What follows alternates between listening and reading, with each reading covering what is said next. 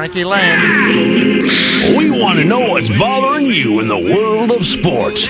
Give Murph a call at 312-644-6767. That's 312-644-6767. And tell him what's beefing you in the world of sports. What's Your Beef is brought to you by Brown's Chicken Sandwiches and Catering.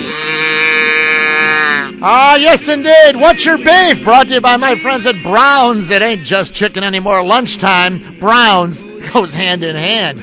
Nice big meatball sandwich. Get all that marinara dripping on your tie if you're Dan Richmond here at the Score. How about an Italian beef and Italian sausage? Put them together. Call them a combo. Lunchtime at Brown's. It tastes better.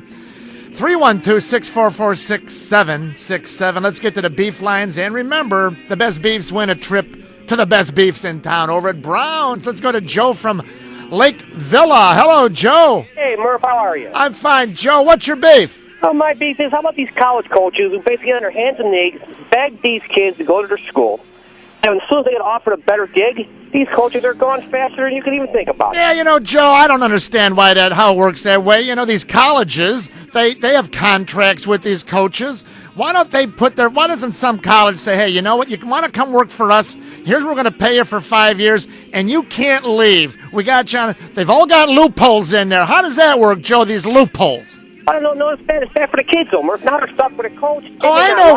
They made nothing. They got to get rid of that. But, Joe, I know. But don't you hold the school just as responsible? If they're going to bring a coach in for 5 years, why do they let him leave? They should pay him. They pay him big bucks nowadays. It's not the money. Lock him in. Lock him in. They're both wrong. The coaches and the universities, they're both in cahoots on this. Hey, you're a winner, Joe. You're going to Browns. All right, thanks. Hang on, buddy.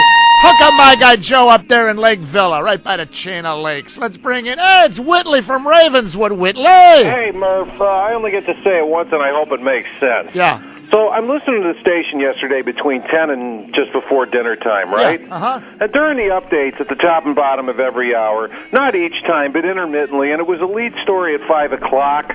There's not a lot going on these days, so it's, the White Sox have outfield questions, Podsednik's had surgery, Darren Erstad's here, and he's looking for playing time. Yeah. And I hear the soundbite of Erstad from when he was on with Chris Ranji during Sox Fest 2 weeks ago saying, well, I didn't come here to sit on the bench.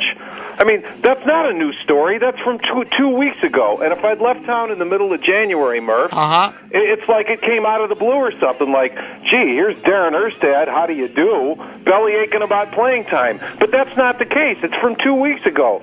So why not say it's from 2 weeks ago? Hey, you know what, Whitley? I like your angle. You're going to Browns. Hang on, Whitley. Good thing I brought an appetite. Hang on. You'll love Browns. I know. Well, you know what? Just as Woody Allen happened to have Marshall McLuhan, I happen to have George Hoffman right here. George, what do you say to that? Whitley? I love Whitley, by the way.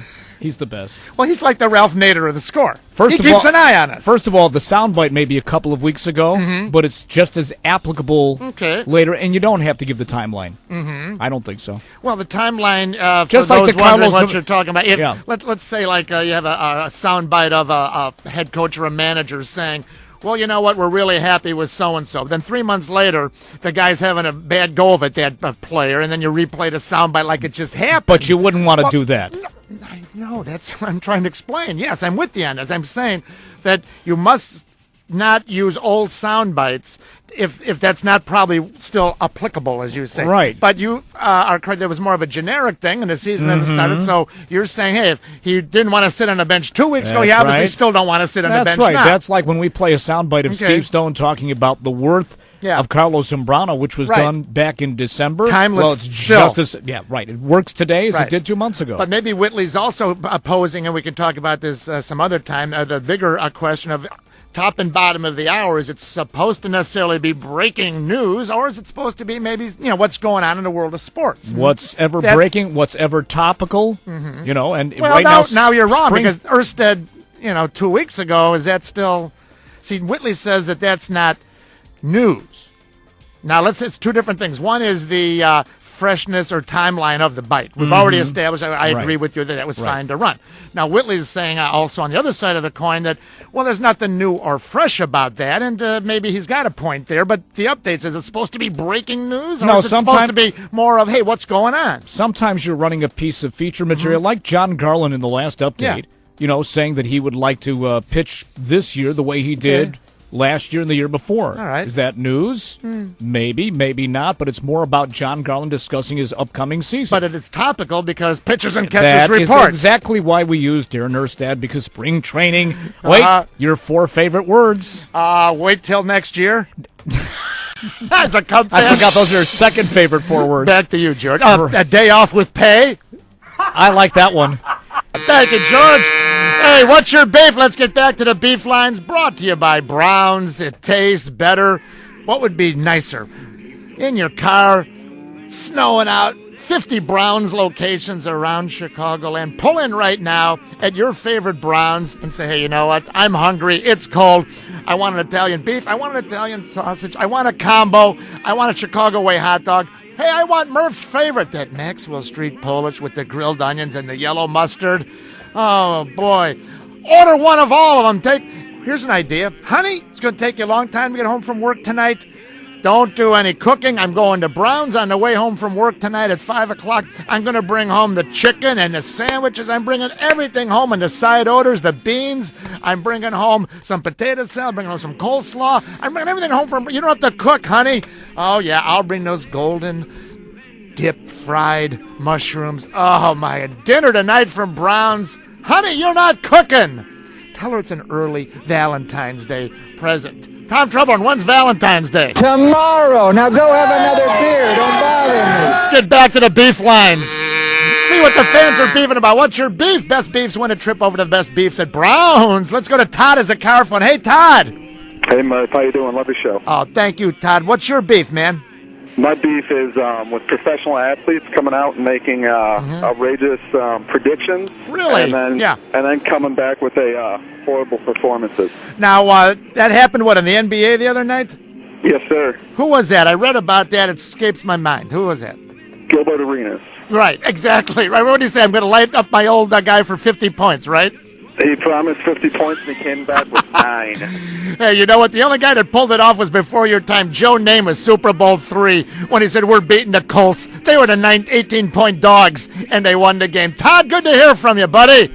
Appreciate it. Thank you, my friend. Let's go to John in Plainfield's on the score. Hey, John. Hey, Murph, great show. Hey, thanks. What's your beef? My beef with all these high-priced ball players that bitch and moan about they don't get no respect, like the Yankee closer, so that the Yankees don't show him no respect, he's leaving. You know what? It's got nothing to do with the respect. It's all about the paycheck. You think the next team's going to worry about respect? He just wants the big money. And they can care less who respects him. All it is about the dough, and I'm tired of hearing these guys respect me. They're not supposed to respect you. They're paying you to do a job. John, you know the best thing. John, I agree with it, but the best thing you said, and I've always been on the player's side. I'd rather the player gets the owner than get the money than George Steinbrenner get the money. But you said, I'm tired of hearing about it. Here's where they're wrong, John, and you're right. Don't go running to the reporters. Right. You know what? At the end of the season, if you're a free agent, you let the marketplace dictate. You don't start. And Carlos Zambrano, I don't need to read about this now. Right. You're still under contract. Yeah. Your job when the season's over, then you worry about it. Yeah. It's never about the money, but guess what? It's always about the money. And that's fine, but keep it to yourself. Hey, John, you're a winner. Good beef. You're going to Browns, all right, buddy? All right. Hang on. John at Plainfield's going to Browns because it tastes better. Back in a flash, it's Murph till 2. Want to talk to you. Hey, you got some beefs. Aha. We got beefs. At the score, Browns got beefs. Lunch at Browns right now in a snowstorm. What would be better than an Italian beef and an Italian sausage? And put them together, call them a combo. Oh, man. Maybe at 2 o'clock I'll run over to the nearby Browns. Let's go back to the phone lines, see what the fans are beefing about. Hey, it's Dozak in the truck. Hello, Doe. Hey, Murph, do me a favor. Stop shaking the snow glass jar. You know what I'm talking about? The snowball, the I snowball. can't see out here, but my beef is with the Chicago White Sox. Yeah. Mondays are supposed to be half-price nights. Now some of them are premium games. What if the Yankees are stinking it up and the Tampa Bay Devil Rays are hot? Well, you know what? Premium team. Zach, you're exactly right, and you always have some great beefs. I appreciate it very much. Thanks, Murph. And drive. Where are you? Where are you right now in the snow? Where are you? Gone. Well, I told him goodbye. It's my own fault. It doesn't matter. It could be anywhere the way it's snowing right now. But Dozak's exactly right. And it's not just the Sox, all these teams. They got this ticket program so convoluted now where, Wednesdays in August, if the team coming in, is above 500 and you bring a couple soda pop cans, we'll give you $1 off. What? It's ridiculous. And they all do it. We replayed some of that yesterday. The interview of Mike Mazza, M-A-Z-Z-A, the White Sox new ticket manager, was on White Sox Week in Review with Ranji. And, I mean, even he didn't have it figured. It's too confusing. I don't know what. Just Scott is a car phone. Hello, Scott. Hey, Murph, I got a beef. What's your beef, Scotty?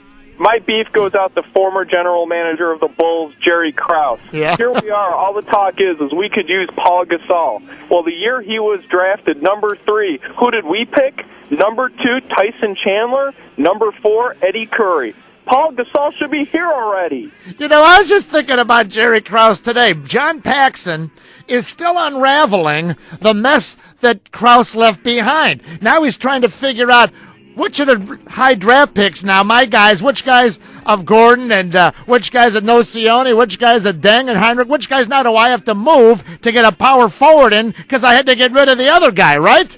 And the sad thing is that we wouldn't have had to give up anybody. We'd still have this core, and Gasol would be here. Scott, nicely done, buddy. Thank you. Nicely done. Carphone, Scott. Everyone, head on over to Browns because it tastes better.